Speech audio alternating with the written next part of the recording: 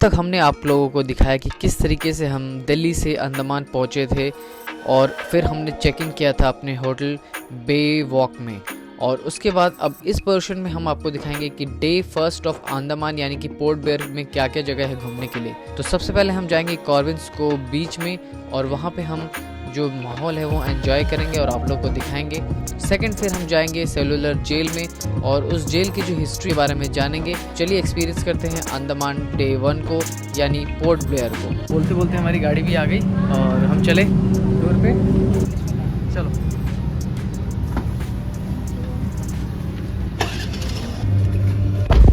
तो अभी हम जा रहे हैं कॉर्बिन्स को बीच और इस रास्ते में आप देख सकते हैं कि बहुत ही सुंदर हमें नज़ारा देखने को मिल रहा है। और हमारे होटल से जस्ट निकलते ही ये एक बीच साइड रास्ता है वो दिख रहा था। ये बिल्कुल मुंबई के मरीन ड्राइव की तरह है, not exactly but kind of आप कह सकते हो marine drive of Andaman port Blair.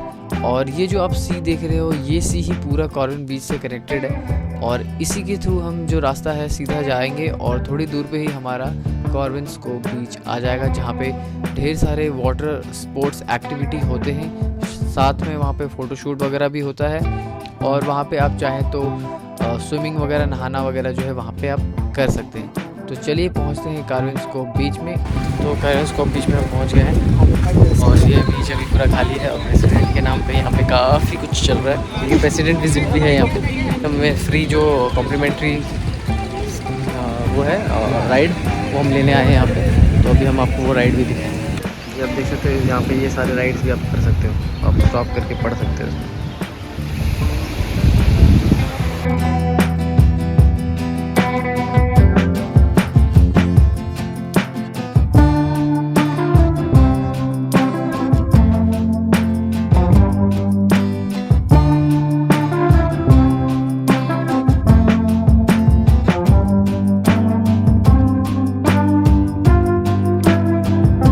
Change करके आ गया मैं यहाँ पे और चेंज करने का चेंजिंग रूम में 10 रुपये लिया। फिर दोबारा जब चेंज करने जाऊँगा फिर 10 रुपये लेगा। तो मैं जा रहा हूँ जेट करने के लिए।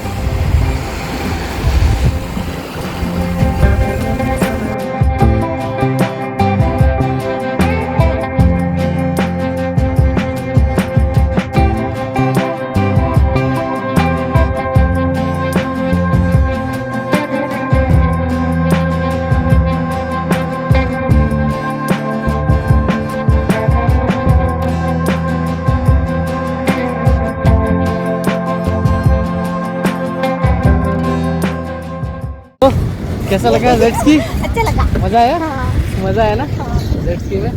और यहाँ पे ये जो बीच है कॉर्बिन कोव बीच, यहाँ पे आपको बहुत सारे वाटर स्पोर्ट्स देखने को मिल जाएंगे। जैसे देख सकते हो वहाँ पे पैराग्लाइडिंग भी हो रहा है और स्काई स्कीइंग हो रहा है। वाटर स्पोर्ट्स में जितना भी है बनाना राइड एंड फलाना ढिमका जितने टाइप के राइड होते हैं सब कुछ यहाँ पे भी अवेलेबल है। अगर आपको करना है तो आप यहाँ पे भी कर सकते हैं, लेकिन एलिफेंटा में भी कर सकते हैं और ज़्यादातर फेमस है एलिफेंटा में, तो आप वहाँ पर भी चाहें तो कर सकते हैं। दिक्कत ये हो गई है कि प्रेसिडेंट का विजिट है। हाँ, हमारा हम जब आए हैं तो यहाँ अंडमान में प्रेसिडेंट का विजिट है, इसलिए हमें थोड़ी दिक्कत हो रही है। यहाँ पे हमारा जो आइटिनरी है थोड़ा गड़बड़ा हो रहा है, तो फिर भी हम कोशिश कर रहे हैं जितना हो सके अच्छे से घूमें और आप लोगों को भी घूमें।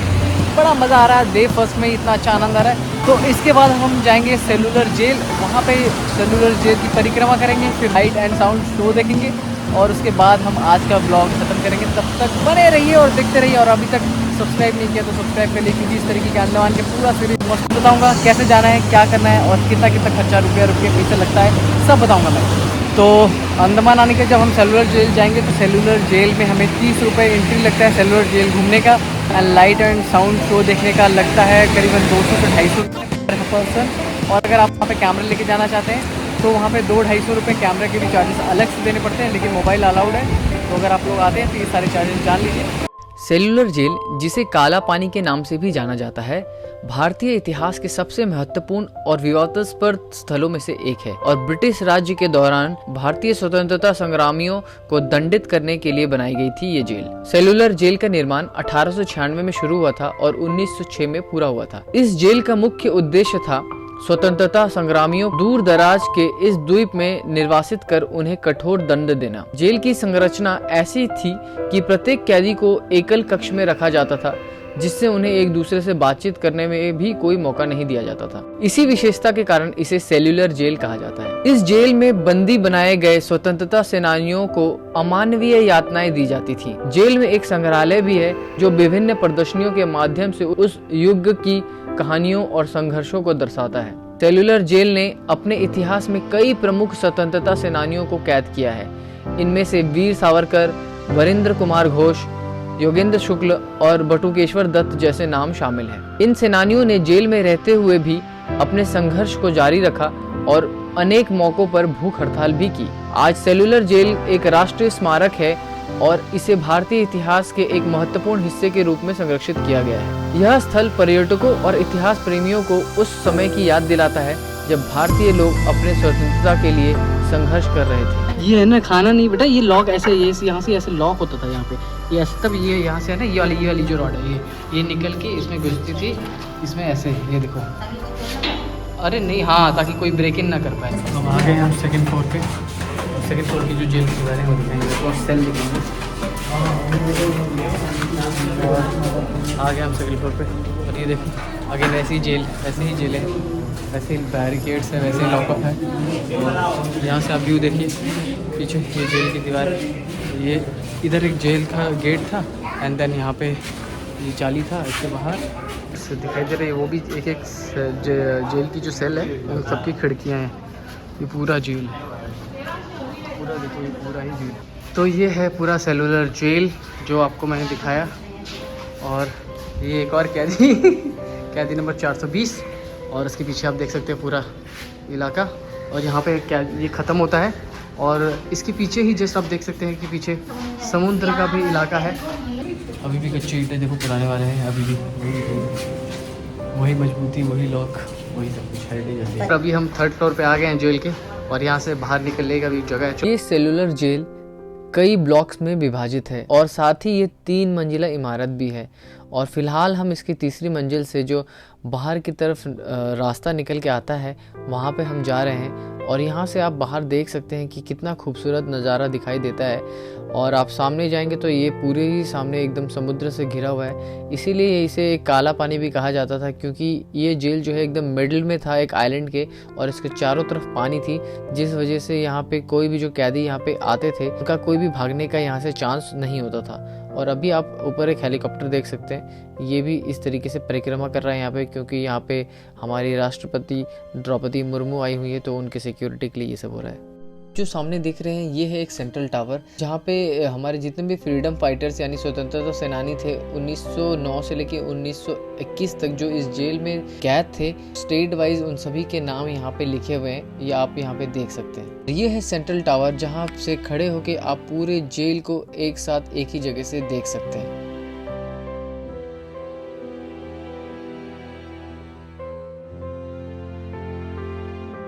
अभी आप देख सकते हैं ये जो था सजा देने का एक तरीका है, एक तरीके से यहाँ पे कैदियों को बांध दिया जाता था और गोल गोल गोल गोल गोल गोल घुमाया जाता था। इतने भारे भारे जो ये लकड़ियाँ हैं ये रखे जाते थे, ऐसे ऐसे करके देखिए यहाँ पाइप है। तो फिलहाल पूरा सेलुलर जेल घूमना हो गया है कंप्लीट। वापस से लाइट एंड साउंड शो देखने के लिए पहले करना पड़ेगा एग्जिट और फिर करनी पड़ेगी री एंट्री, जिसकी वापस से दोबारा लाइन लगती है।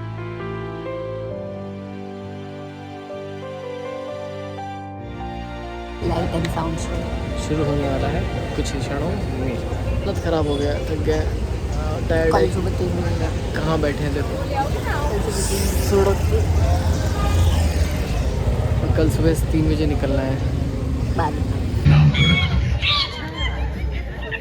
पुराने जमाने से ये कहानी चली आ रही थी, तो पहले इन्हीं टापुओं से धावा मारने की सोची थी, लेकिन बाद में इरादा बदल शास्त्री टॉलमी ने इन टापुओं को दुनिया के पहले नक्शे में जगह दी और नाम रखा एग्डिनो, एक ग्रीक गॉड एगेमेम्नॉन के नाम पर, जो भाग्य का प्रतीक है। इन टापुओं की तरफ लोगों का आना शुरू हुआ। धर्म प्रचारक, लुटेरे, बागी, अंग्रेज ये लाइट कुछ नहीं, ये लाइट ये दिखा रहे हमारा वीडियो गया, हमारा वीडियो गया। पता है ना, उन्होंने हमको परेशान किया था। मूवी है बेटा ये। चलो लाइट एंड साउंड खत्म शो। तो लाइट एंड साउंड शो जो बहुत ही अच्छा था, और इसमें हमें बताया गया कि किस तरीके से इस सेलुलर जेल में अंग्रेज़ों के द्वारा प्रताड़ित किया गया यहाँ के कैदियों को, और किस तरीके से अंग्रेज़ों का जो शासन था इस सेलुलर जेल पे पूरी तरीके से ख़त्म हुआ, और कब ये सेलुलर जेल एक म्यूज़ियम में बदल गया, और इसकी जो पूरी हिस्ट्री है सारा कुछ इस लाइट एंड साउंड शो में बताया गया है। So finally back home after ये जो लाइट एंड साउंड शो था वो देख के बहुत अच्छा शो था। अगर आप आते हैं तो ज़रूर देखिएगा, ऑब्वियसली देखेंगे कि वो आइटनरी में होना ही चाहिए। तो इसके बाद हमारा प्लान है डिनर रूफटॉप पे, वो करेंगे। सो आगे हम रूफटॉप पे, ये कुछ इस तरीके का रूफटॉप है हमारा होटल से। कैंडल लाइट डिनर है ये पूरा कैंडल लाइट डिनर वाला बंदोबस्त हो गया।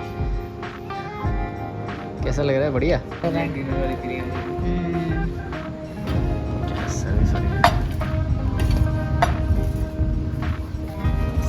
सर्विस कि कल सुबह हमें सुबह 3 बजे निकलना है वारतांग आइलैंड के लिए, तो वो अगले वीडियो में अगले ब्लॉग में दिखाऊंगा मैं।